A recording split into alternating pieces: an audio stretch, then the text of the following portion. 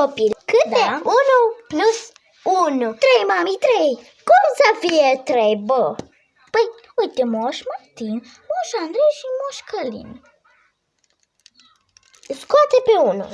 Nu, toți sunt preferații mei, mai ales pe Moș Martin nu-l scot, că e preferatul meu. Atunci scoate pe altul. Nu vreau pe nimeni. În fine, mai zăpăci de cap. Bine, haide. Atunci, cât e 2 plus 3?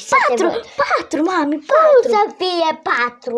Păi, dacă e 4 eu, tu, mami, Moș Martin și Moș Călin.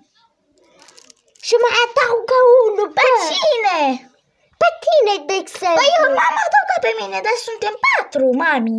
Suntem 5, bă, deșteptăciune. De unde, mami, 5? Au, au, au, au, au. Nu mai da, mami.